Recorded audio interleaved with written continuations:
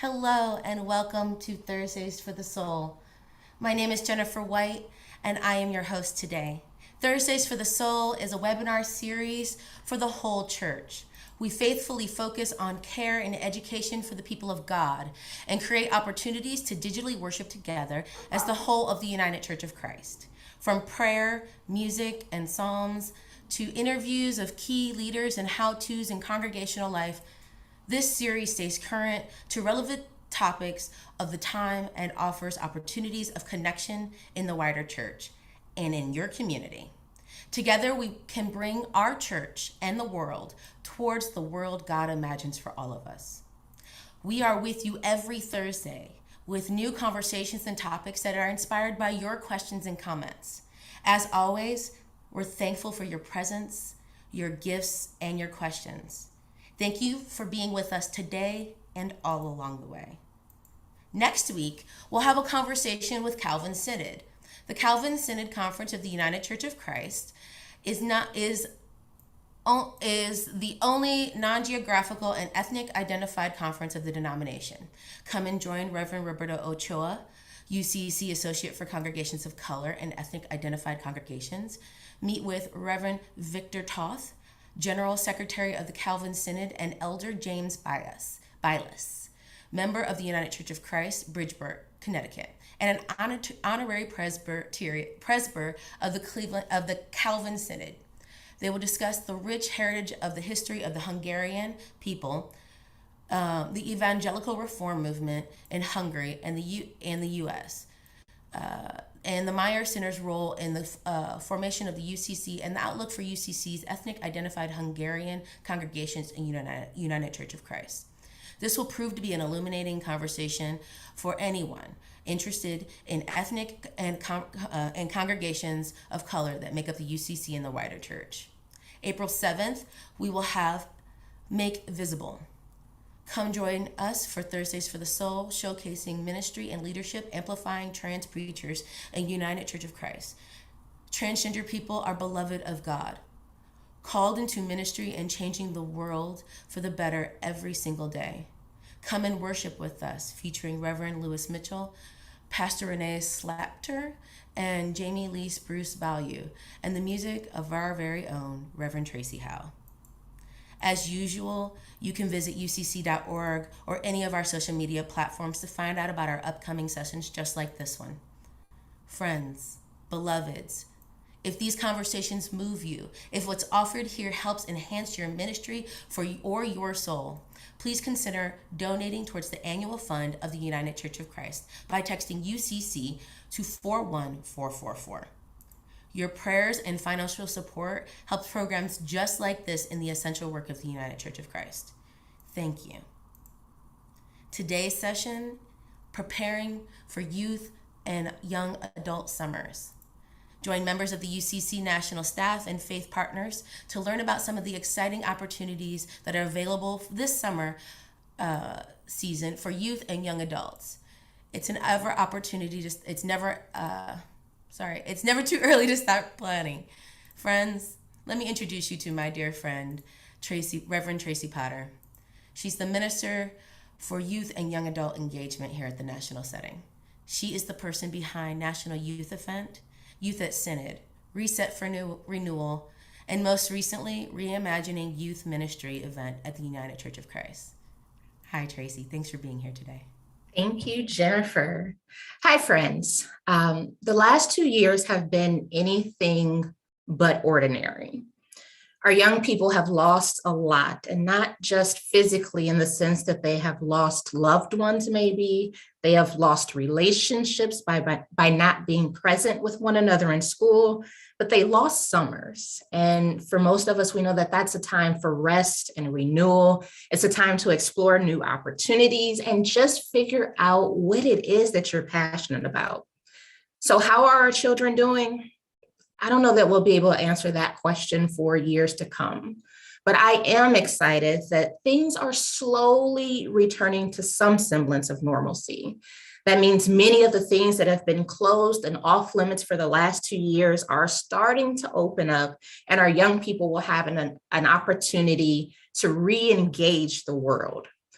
To that end, last month we had an opportunity to gather almost 200 people engaged in youth ministry across 6 denominations and 2 national organizations to just have an honest conversation about the state of youth ministry in the world and in our country. It was a lot of learning took place. One of the great things that we learned is that young people are looking for ways to engage in meaningful ministry. So while yes, the pizza and the games have always been important and will be important moving forward, they're looking for the hands-on opportunities to make a difference in the world. And I'm so excited that we have 5 incredible panelists today that have opportunities that will let our youth and young adults in the United Church of Christ do just that. So it's my honor and privilege to introduce you to today's panelists. First, we have Ryan Gackenheimer, who serves as the Executive Director for Silver Lake Camp and Retreat Center. Ryan is a member of a double clergy household, and he has an amazing 7-year-old son. And if you happen to be his Facebook friend, you'll get to see his son in action and a lot of things happening at Silver Lake. He also loves being outside where he can run, bike, climb, hike, kayak, and camp. Ryan also has a small zoo at home where he has 2 large dogs, a tortoise who will live to be at least 50 years old, and 3 large guinea pigs. Thank you, Tracy. It's truly a joy and a blessing to be with you all today. And thank you for inviting Outdoor Ministry and me getting to speak on behalf of Silver Lake. Thank you. Thank you, Ryan. Also representing Outdoor Ministries, we have Natalie Becker, who serves as the co-director of Outdoor Ministries at Camp Adams. Natalie loves her husband so much that they do ministry together as directors at the camp. She's also an empty nester as her daughter is a freshman at Carleton College in Minnesota. Natalie fell in love with the outdoors at a very early age, as her father is a forest ecologist, and some of her happiest times in life have been in the woods with her father. Thank you, Tracy. It is really wonderful to be here with all of you, and thank you for the invitation. And thank you for your very intentional support of Outdoor Ministries as we re-enter into this sort of unknown and exciting time. So I just wanted, on behalf of Outdoor Ministries, to thank you for your support. Thank you, Natalie. With us today, we also have Elena Larson, who serves as the Minister for Volunteer Engagement with Global Hope. Elena was ordained in 2004 to the multi-denominational campus ministry at Stanford University. Recently, she left sunny California to move to Cleveland, Ohio, where she continues to do ministry in her current role.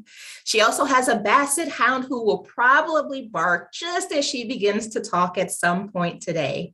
Thank you, Elena. Well, I'm delighted to be here, delighted to be with all of you. And I'm just so grateful for the way that you bring different voices together, people who care about youth, people who care about young adults, and the adults who really want to resource those ministries and help young people make it through this really difficult time in history. Really glad to be with all of you today. Thank you. Thank you for your work, Elena. We also have Irene Willis Hassan, who serves as Minister for Refugee and Migration Ministries. She has previously served as chaplain in Idaho at one of our camps from 2008 to 2015. She has connected campers to refugee schools in Syria through an amazing pen pal exchange program. She has a substantial amount of funding from the United Church of Christ Refugee Program that goes out to doing humanitarian fundraisers with youth groups. Hi, thanks for having me with all of you. I'm excited to engage in this conversation about summer and camp and youth and how we're going to make empowerment for the world come alive through our kids. Thank you, Irene. And finally, we have Thaddeus Elliott, who serves as the Justice and Peace Fellow with Justice and Local Church Ministries. Thaddeus is a lifelong United Church of Christ member, and both of his parents have worked on national staff. He's a former board member. He is classically trained in the flute, and he has served in youth ministry in Miami for 8 years prior to beginning this new role with the national setting. Hi, everyone. I'm happy to be here on behalf of my colleagues in our Washington, D.C. office, and super excited to talk about opportunities that we can uplift youth and young adult voices in our public sphere and arena this summer and beyond. So I'm looking forward to the discussion. Thank you, Thaddeus, and all of our panelists for being here today. One of the great learnings that came about from the Reimagining Conference last month, it seems so long ago, but it was actually last month, was again that youth are looking to do something. They are looking to get out of their homes, maybe connect with other people. So for our panelists, can you tell us more about the opportunities for youth and young adults that you have happening this summer?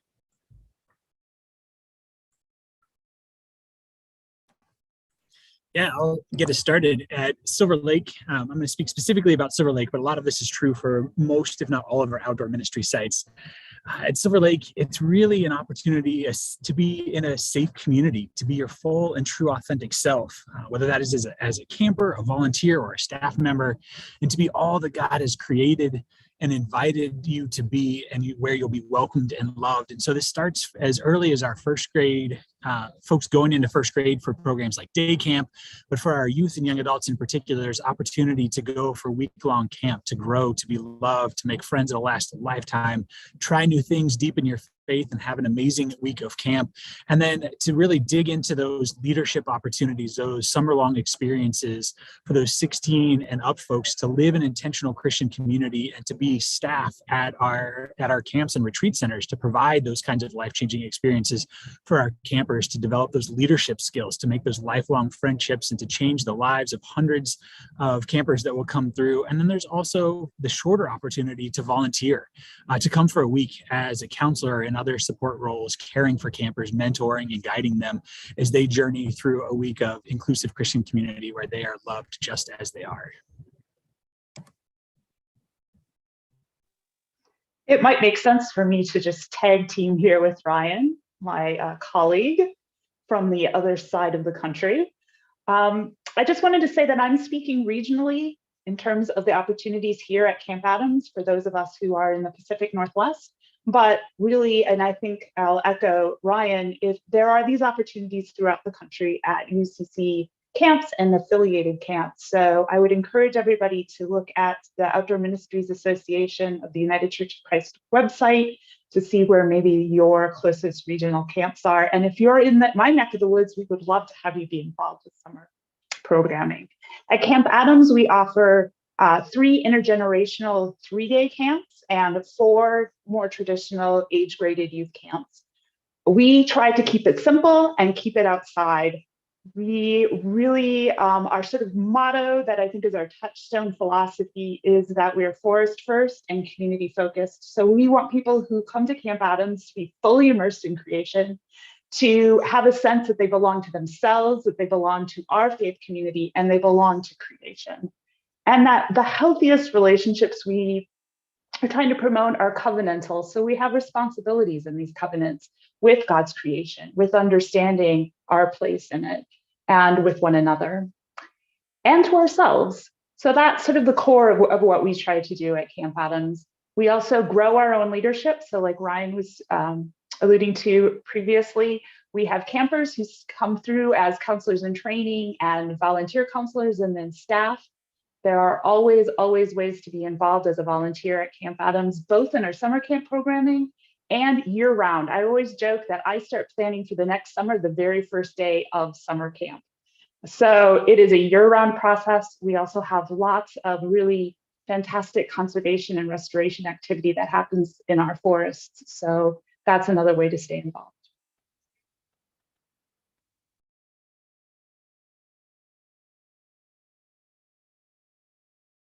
Well, if it's all right, I think I'll take it in a slightly different direction.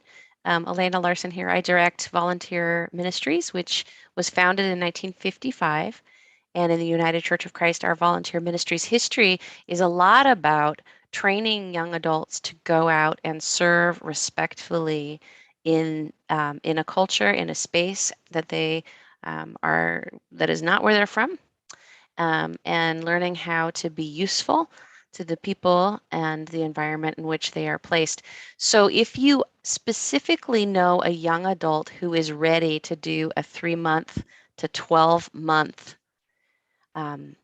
internship in a new and different place, which I would think if you were quarantined with your family of origin for like 24 months, you might be ready to go somewhere else for like 3 to 12 months to live somewhere else and to gain valuable work experience in the nonprofit arena. If that kind of opportunity is something that you know a young adult who would be like ready to grab onto that, please contact me. That's the cornerstone of what we do. But our commitment to putting people in service has led to an emphasis on mission trips. And that's what I want to talk about first and foremost, because mission trips are a widely loved tradition across the United Church of Christ. And there are some UCC affiliated sites that are receiving mission trip groups this summer. If you are looking for a week-long, sort of a conventional mission trip experience, please contact me. Back Bay Mission and other very popular sites, which usually are overbooked, are not necessarily even fully booked at this time. I work closely with Back Bay Mission. They usually have 800 volunteers a year. Last year they had 200.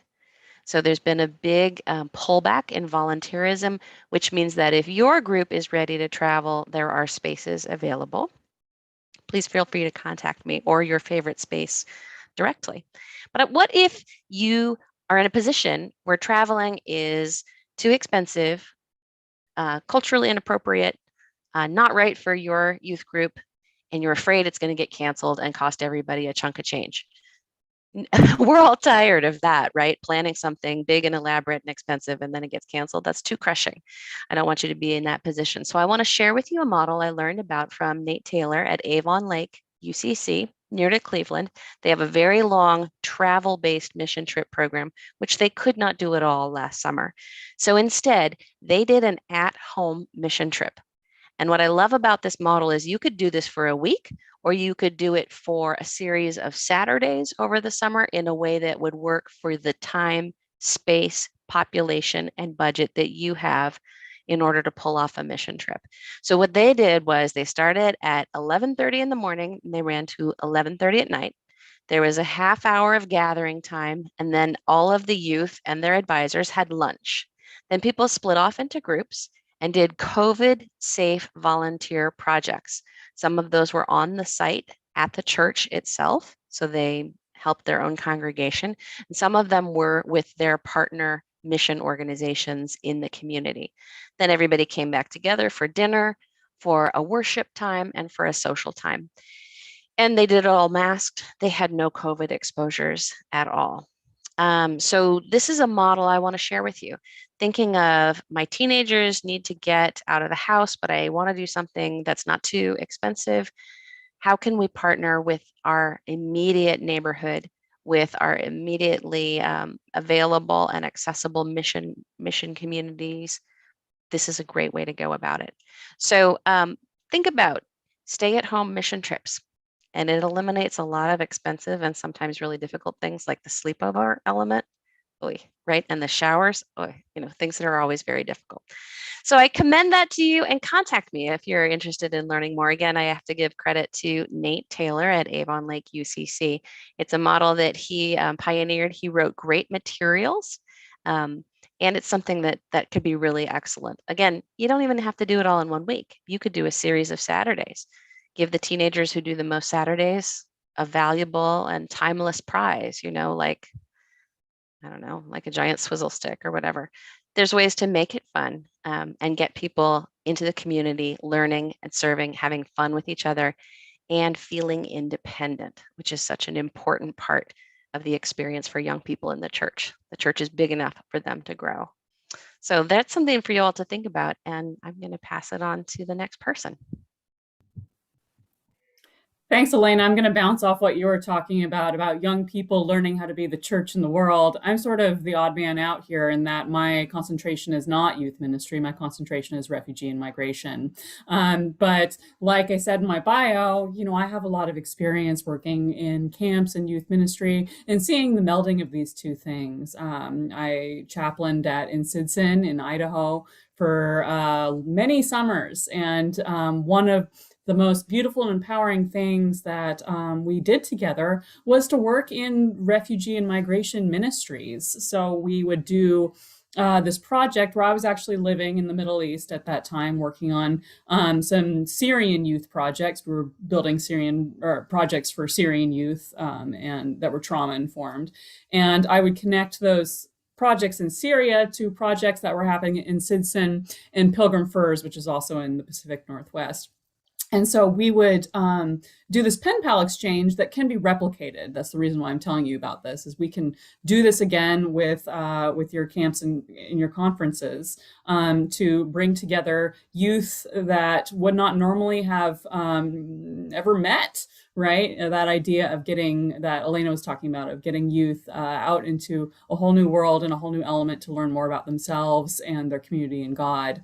And that's more pertinent than ever right now for our youth to be engaged in refugee and migration ministries, because in just the last 8 months alone, we've seen 2 of the largest refugee crises since World War II, basically. And so I know that lots of youth groups are having questions, as Tracy also mentioned in my little bio thing, is that a lot of the funding that we see coming into OGHS for refugee and migration services come from youth groups, because youth groups across the country in our denomination are curious about what they're seeing in the news and they want to do something to help. And that's something I can talk about further, is ways that your youth groups can be engaged that aren't at camp. But for camp, what you could do if you want to bring together this idea of being a growing adult into the world and what the world looks like in context, which is massive migration crises, unfortunately, is you could replicate this peace flag project that we did as an exchange project. I could send you a video of myself explaining. I know everyone's all done with videos. I could also just write it down and you could adapt it with your own voice. But I have an exercise that helps youth get engaged with understanding the mindset of being a refugee, what it feels like. And then we do an activity where I could send you a kit full of prayer flags and things to decorate it with, and words in the native language, and you pray of the folks that you're exchanging with, which might be Russian or Ukrainian, or it might be Farsi or Arabic or Pashto or whatever refugee population they want to engage with. Spanish. And we would pray in words like courage, hope, peace, and then send it back to those refugee kids. And you know what happened? The refugee kids made their own flags and sent it back to the American kids in English. It was really beautiful. It was a very good exchange. And it was empowering for the Syrian kids that we were working with to know that they were seen and heard by kids across the world. And it was empowering for the American kids to know that they could be agents of change, and that there was hope for the future. So that's one project that I am happy to send materials for or engage in as much as it would be useful if your camp wants to replicate that. The other project is that the UCC has a board game that I have several copies of. It's called Uprooted, in which it's an actual board game that you throw dice on, and you are a character, and it gives you the bio of your character, their background, what made them flee, whatever situation they were coming from. And you have to get through the board, which is essentially the migration process of having to get in a life raft and go across a turbulent ocean, or go through a desert and not have water for days. And so it gets youth engaged in understanding what the process is like of being a refugee. And if your camp would like a copy of that board game to be able to engage more fully with what it feels like to be in the shoes of the other, I am happy to send you a copy, with an asterisk there that it's somewhere at the 700 office, which is currently all packed up. I will find it though. I will find it. So those are a couple ideas, and we can also come up with more. And like I said, I have more ways to engage throughout the year that aren't just specific to the beauty of camp life. Thank you. Thank you. So all of our panelists were chosen very intentionally. It was our hope that we could showcase a variety of ways for young people to be engaged, so that there was something for everyone. So we've heard from 4 of our panelists, but I want to turn specifically to Thaddeus now, knowing that he is in our DC office. So Thaddeus, both within our nation and abroad, youth are being impacted in real and immediate ways by decisions of our policymakers. What opportunities are there for our young people to make their voices heard and make moves toward justice now and throughout the summer? All right, thank you for that segue and intro, Tracy. First, there are opportunities 365 days a year, 24/7, anytime you feel so moved. There's a way that you can take action. I'll uplift, staying on the theme of things happening this summer. The UCC, denomination, is a mobilizing partner with the Poor People's Campaign. And you may have seen it in the news somewhere, or I'll let you know now, that on June 18th, the Poor People's Campaign is organizing a moral march on Washington and to the polls. So there will be an in-person gathering and convening of faith-based advocates, poor people, non-poor allies, coming into Washington to hold our legislators to account, to serving the most vulnerable in our society, meeting those needs. So we'll have the in-person component. There will also be virtual simultaneous live streaming, and the different state chapters of the campaign will also be having solidarity events. So I encourage you, our office is working now with some of the closer in proximity to DC conferences and organizing in-person presence. So Central Atlantic folks, New York folks, Southern New England folks, Southern Conference folks, Heartland folks. We want to be in touch with you. If you can make a day trip in, that's great.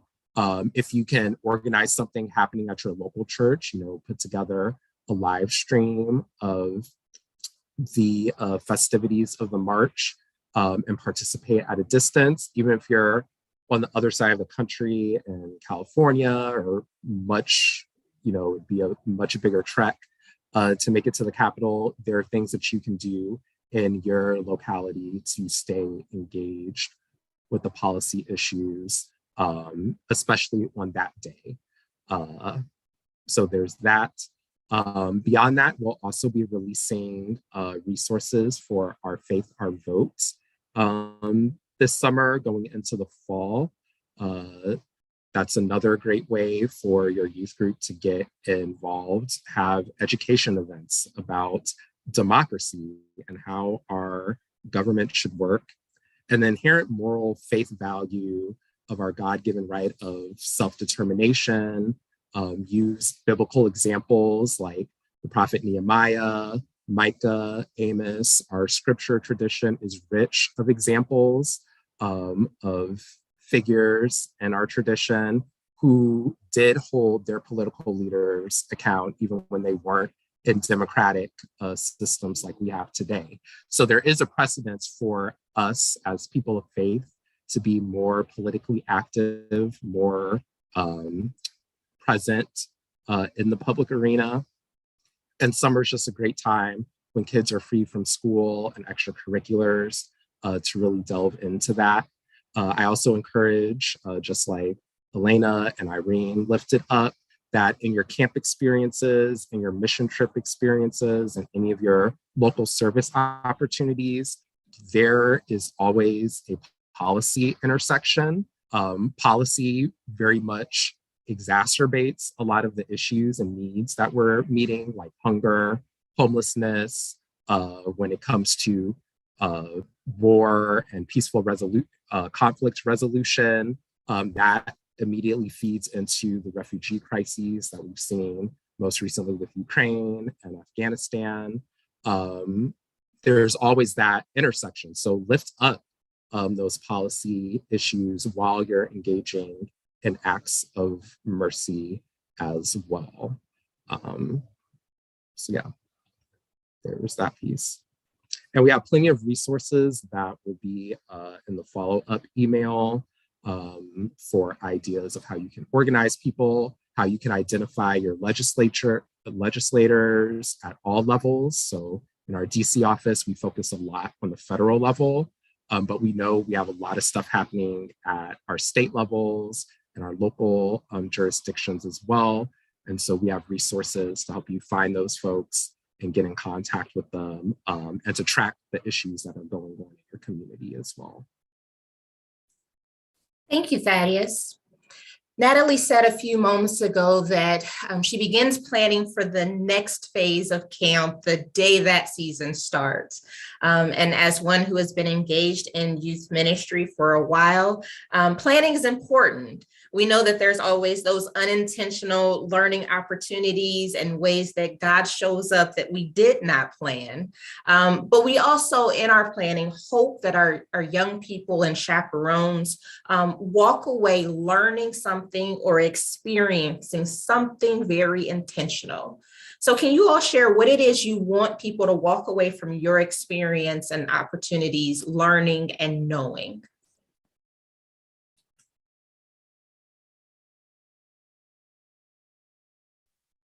This is Elena. I'll jump in briefly and say my office deals a lot with people who are legally young adults.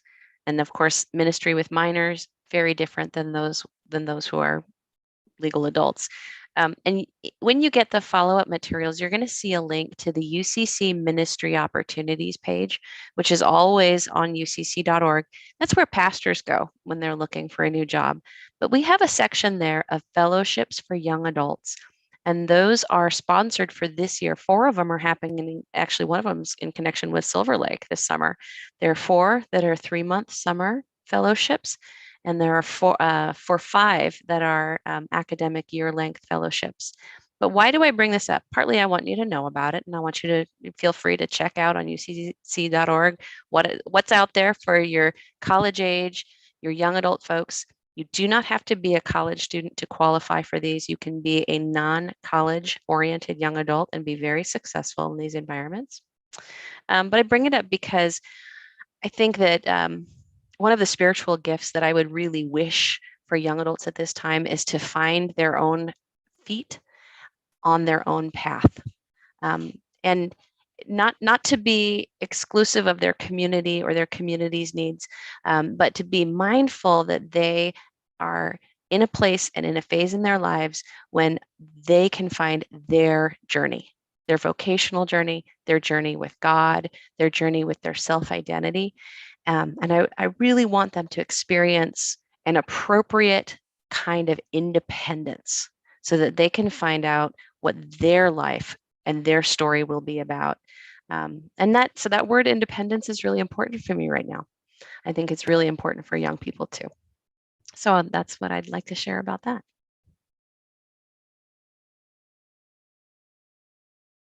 I think for me and thinking about outdoor ministry, there are 3 key things that I would lift up. One of them, and I'm going to kind of do them in not a reverse order, but the one that I'll say is number 1, I'll do last. Community is such an essential part of what outdoor ministry is about. As a camper who grew up at Miram, which is one of our camps in the Indiana-Kentucky Conference, camp was the first time I felt like I belonged. And it was certainly the first time I ever had a glimpse that maybe I was okay and that God really could love me. It was because of the community that existed there, and I know exists at our outdoor ministry sites across the country. And in working with our young adults, as like Natalie said, we've been preparing for summer for a while. We are already deep into the hiring process and working with our volunteers. One of the things we're hearing and experiencing actually from those young adults, they may not even be able to articulate yet, is the overwhelming and almost desperate need for community. To have someone who sees them, who hears them, who will listen to them, to actually physically look them in the eyes and recognize their whole being as a beloved child of God. And so the opportunity to simply be present with one another in community is not only life-changing, but I think at this point more than ever in our recent history is probably life-saving. So community is key and essential for our young folks.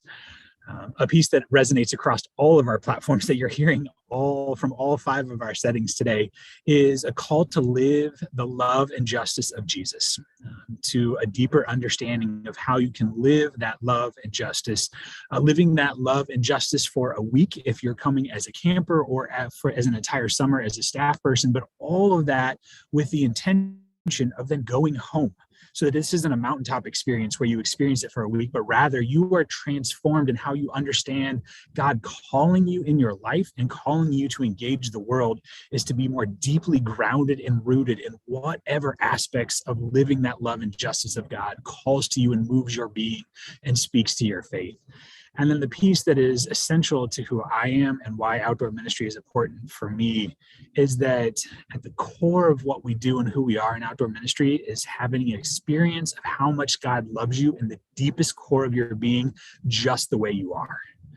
Knowing, experiencing, and feeling for at least a moment that God loves all of you exactly the way you are, and you are enough, and you are beloved. And if we can do even a moment of that at camp for everyone who steps onto our outdoor ministry settings, then we're in the course of changing the world. And I truly hope that for every person who goes to any of our outdoor ministry settings ever.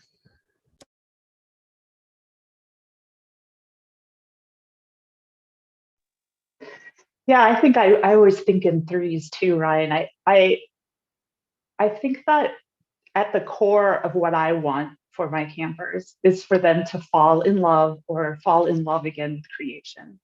And then in that context, to feel like they belong and that they can just be. One of the things we try really hard to do at Camp Adams is to offer long stretches of safe but relatively unstructured time so that there is this time to just be and think and interact with all of creation, including the community that we have at Camp Adams. And also something that I think has always been important, but is increasingly important to me in my ministry, is I want people to leave Camp Adams understanding that Camp Adams is a ministry of the Central Pacific Conference of the United Church of Christ. And that the work of Camp Adams is the work of the Central Pacific Conference. And the work of the Central Pacific Conference happens at Camp Adams as well. So that's a really important connection. And we're working really hard in our conference to make those links really explicit.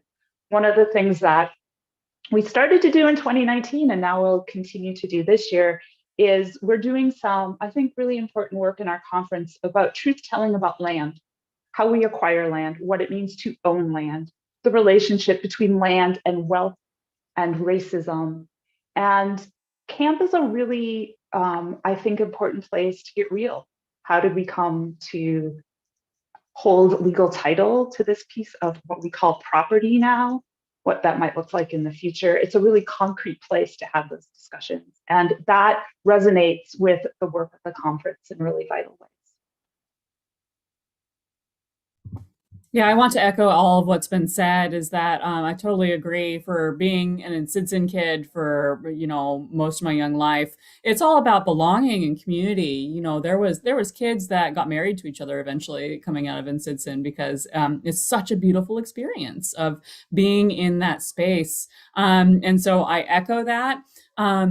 And I hope that by bringing refugee and migration ministries and those services into camp settings, that it creates a good container for all of that love and all of that belonging and all of that hope to be put into fruition, into making the world a better place. And so, in which there, there's a lot of ways to do that. It could be, creation justice, or exactly what Natalie was talking about, having real conversations about what we do with land and why it matters. And, refugee and migration services is just one of those options for ways that you could bring all that hope and love and belonging into creating a better world. But as I said, it's been a year for refugee and migration. And if your kids are having questions about that, I will totally be here for you to navigate how to have that conversation in an engaging way with them.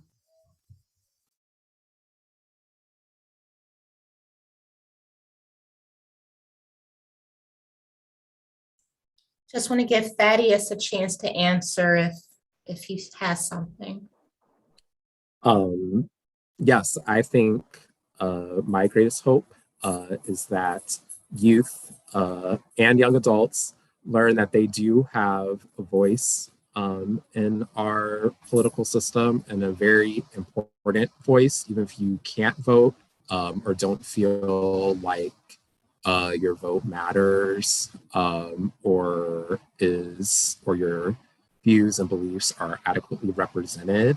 The important thing to remember is that no matter party affiliations or anything, like, your senator represents you no matter what. Like, if you live in that state, that senator is accountable to you. If you live in their district, they're still accountable to you, whether you voted for them or not. And our representatives do want to hear from constituents. They do value that voice, and there is power in that voice. It's a power that we often don't leverage because sometimes we feel like we don't have the time to stay up to date with all that's happening, or it can honestly be very depressing and discouraging. And so it's easier to kind of shift our attentions and energies other places. But when we do raise our voice, it does permeate, it does make a difference. And so our biggest hope in the DC office, since all of our work relies on you all, whether you're young or older or whoever, using your power that's inherent within you to help shape and create a world that is more just in the ways that God calls us to be just in our treatment of one another. And that can, we can imagine another world is possible, but another world is definitely possible if we decide and will it to be so. And I think, now is the time to set the example and set the stage for the work that needs to be done today, but will continue to always be called and required of us into the future as well. Thank you. Summer is such a short moment, a short season for our young people. So thinking beyond the summer, how can our youth and young adults stay engaged with your work and your ministries and campsites and all that you've offered beyond summer, once school is back in session and life isn't that fun, rainbow, sunshine kind of season?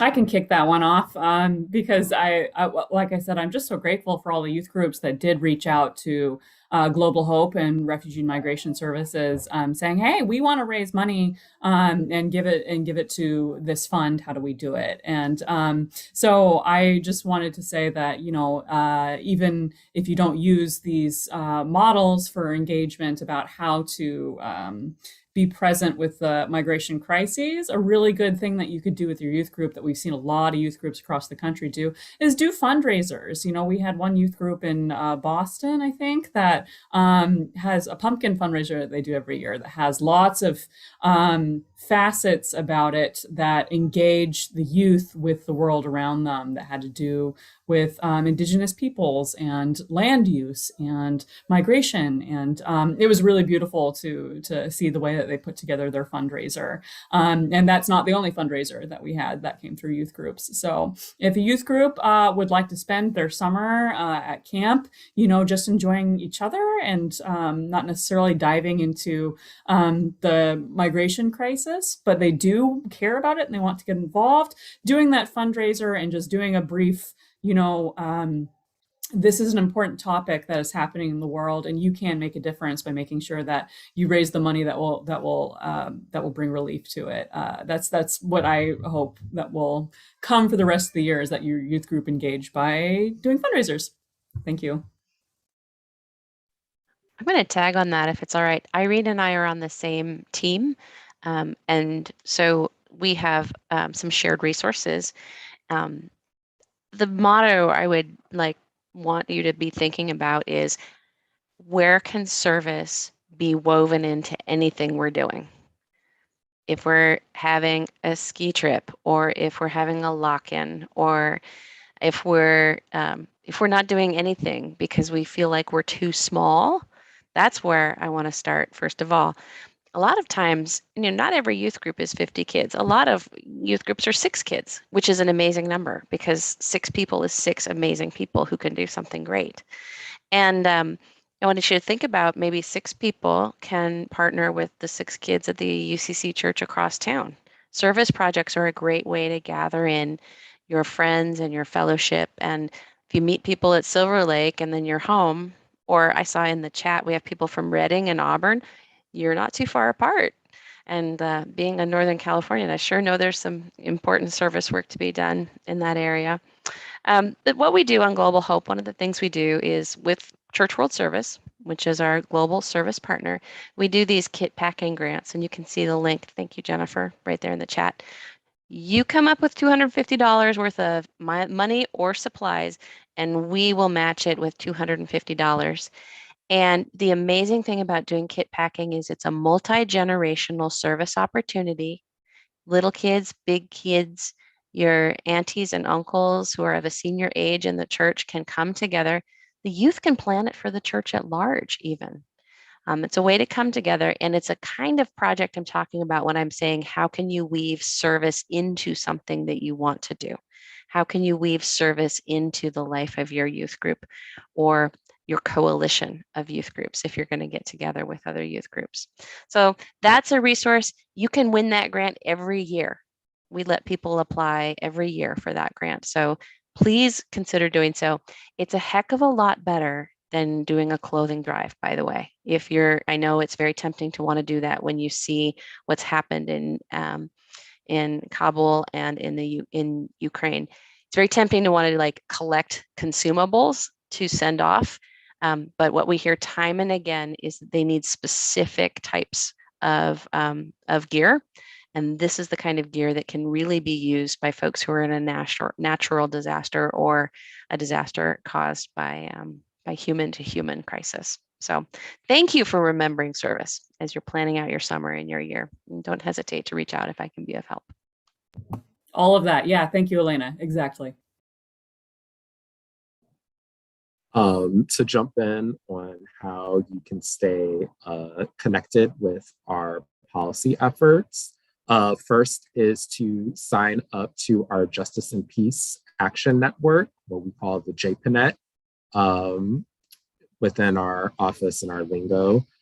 We send out all of our federal level action alerts on the bills that are in the headlines, like the bill, Build Back Better, environmental justice for all, voting rights bills, but also a lot of bills that you may have not heard of as well. It's just a good way to stay in the loop on what's going on at the national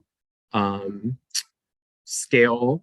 And we give you the background information, we give you the sample letters and tweets and Facebook posts that will go directly to your representatives So we have that capability as well.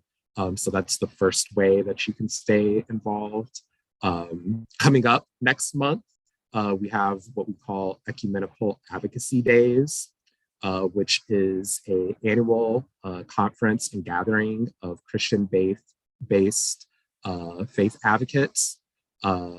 We convene around a specific theme each year. So this year, our theme is on human rights internationally and civil rights here in the US, particularly voting rights.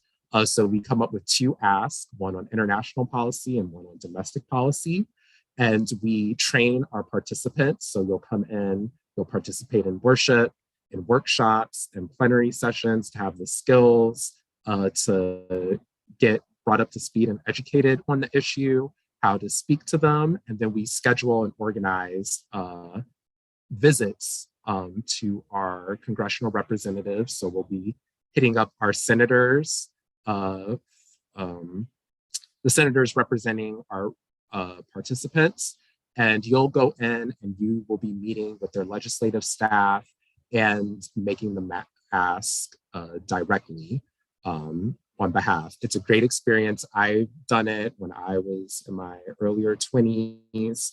It's great to just be able to go in and be up with our policymakers and really lend that faith voice to things that we believe in and push for policies that are really great.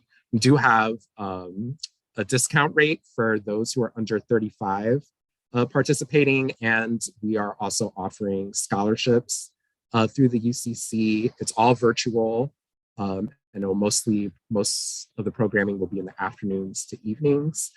So the link is down in the chat for registration and more info about the agenda. I highly encourage you to participate with that. And like I said, going into the fall, we're going to be kicking up our Faith Our Vote, mobilizing, getting people out there to vote for whoever they feel so called to vote for. The main thing is that we want you to participate, to be civically engaged. And we have resources that youth groups, college students can be engaged in the issue, helping people to get registered to vote, kind of doing issue forums and stuff within your church community and the greater community. That is always needed. And if you can keep abreast of things going on in your state, in your local community, we know there's a lot of action there when it comes to voting rights, trans rights, reproductive justice rights, the whole gambit. That's so much more than our office can keep track of. So we really encourage you, if you can get involved at your state level, raising those issues, engaging your congregations, your wider communities on those issues. That is a great thing that we need all the time. Like I said, 365 days a year, 24/7, to be engaged. And you can go as broad or as narrowly focused as you feel so called.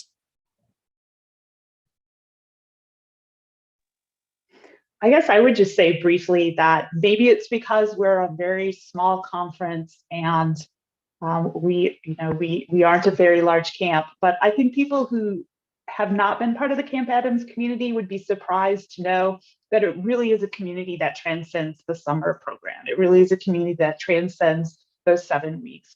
And because of the ease of staying in contact now with various technologies, our campers do stay in touch. They travel as high school students to see each other's sporting events and theater productions.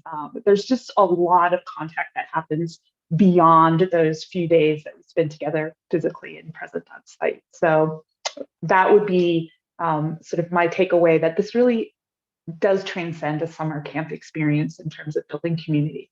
I would echo everything Natalie just said, and Silver Lake itself and several of our outdoor ministry sites are year-round ministries. So there are opportunities for your church to go on retreat, for your youth group to do exactly what Elena and Irene are describing, to do those mission trips here. And you could use those for a great opportunity in the middle of the winter to engage refugee communities who are in need of those partnerships throughout the year. And there's also employment opportunities. You already heard Elena talk about the environmental justice internship that's engaging with Silver Lake and actually Irons Homestead, which is another of our outdoor ministry sites in the Southern New England Conference of the UCC. But Silver Lake and others have year-round staff possibilities for young adults to actually live on site and be engaged in the community and preparing for the summertime, as well as offering extravagant hospitality for our retreat guests. Thank you. The last almost hour has been full of a lot of resources for those engaged in youth and young adult ministry. And I just want to remind those that are joining us from YouTube, you will be able to find all of those links and resources in the description and the follow-up email that you will get later. To those of you that are doing youth ministry in any context, I want to say on behalf of the denomination, thank you for the work you have done. There is no seminary course, no volunteer course, no amount of prayer that could have successfully prepared us for the last 2 years. It has been hard, and you have thrived and done amazing ministry in really hard times. Part of the Reimagining Conference was an opportunity to hear how the national setting can best support you. We heard that you need more gatherings like this to talk about what's happening in your local churches, to resource and network with one another, and for national staff just to be able to hear what's happening and what you need. So there are 2 upcoming opportunities that I want to invite all of you to. The first is going to be on Monday, April 25th from 5 to 6 p.m. Eastern Time. We will gather just for an informal conversation to talk about youth ministry and plan what kind of speakers and series do you need to feel supported in the ministry you have been called to.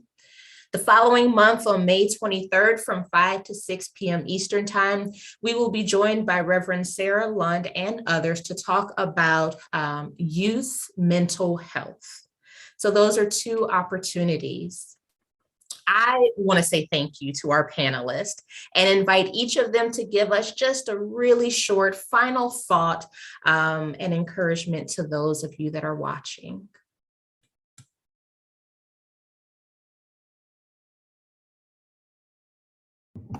So I've been talking about how it benefits your kids, right, at your camps, and how doing this cross-cultural engagement and learning about the other is great for the formation of our youth here in the United States. But I also want to emphasize that it's also very good for the formation of the youth that are fleeing their countries for whatever reason that may be.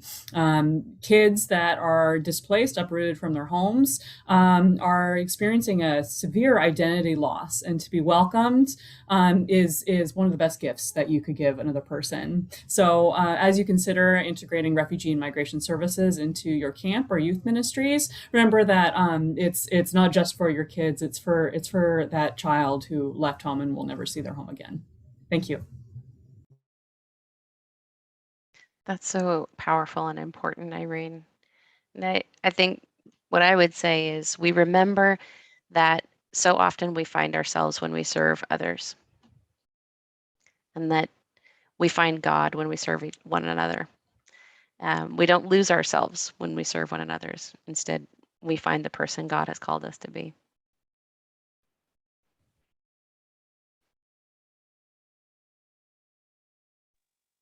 I guess I would just say a big thank you to everybody who is intentionally working with our youth right now. I think attending to their needs and nurturing their spiritual growth has never been more important. So thank you for all your work. Yeah, to piggyback off of what Natalie just said, to let you all know, having been there doing in the trenches of youth ministry too, the work that you do is important. It's not always valued as much as it is, but it's probably the most important work that we can do in the church is tending to our next generation, and letting know and to know that the youth aren't just tomorrow or future the future leaders of the church. They're the leaders of the church of today. They're here today. They have a voice today. I know my kids are some of the most extraordinary people I've met in my life, and I'm sure you feel the same way about yours. So know that you're doing God's work and you're really helping to shape lives in ways that you can't even imagine. Yeah, echoing all of that, thank you to all of you folks out there who are working with our youth and young adults. And thank you to the national setting for having this conversation and the Reimagining Youth Ministry conversation. And if you want a life-changing opportunity to experience how much God loves you just the way you are, to grow as a leader and as a person of faith, to make friends that last a lifetime, to have an amazing summer that you'll remember forever, then you don't want to miss out on making sure all of the young people in your life get to one of our UCC camps this summer for that kind of life-changing experience where they can engage with so much more as they bring that passion and joy and their faith back into their local church. Will you be with me in the spirit of prayer as we move into our benediction? Creator God, Holy One of love and light, we give thanks for the opportunity to not only work with, but to actually walk alongside our youth and young adults, not because we have the answers, but rather because we have been called by you to the gift of journeying with them in faith. We give thanks that you have put before us so many opportunities for our young folks to be transformed, to grow, to be grounded, and to be changing the world, to be a part of a denomination that doesn't see the youth and young adults as the future, but rather as the church right now, with so many ways to make change in the world, to take action, to be engaged. It can be for one day of mission from your local church, or it can be a 12-month internship transforming the world. You can make a difference in the world in so many ways. You can be the agents of change. You can make another world possible, a world that is closer to the one that God would have it be. You can change a person's life. You can make the difference for those who are hurting. And not just the person down the street, but rather actually impact the systems that cause the oppression and allow the violence and facilitate the harm in our world today. You can be a part of the systemic change. You can do that in your local community. You can do that around the world. You can travel across the country to care for others who are in need. You can stay in your own community, in your own church, and make that difference. You can go and be a camper. You can be on staff. You can deepen your faith. You can connect with creation, and you can experience God's unconditional love in the deepest core of your being, wherever that is, and however God is calling you to be engaged as a young person, as those adults who are empowering those young people to live their faith, to deepen their faith, and to be the change in the world. God, we give thanks this day for all of those and for the ways you have called us to make a different world, the one you would have us live into. And all your people say this day, and all your creation says this day. Amen. Siblings in Christ, if this conversation has moved you, if what's been offered here has helped enhance your ministry or your soul, please consider donating towards the annual fund of the United Church of Christ by texting UCC to 41444. Your support will help programs like this in the essential work of the United Church of Christ. Thank you for your support. Be blessed as you continue your day. Know that you are not alone, and we are holding you in prayer. Amen.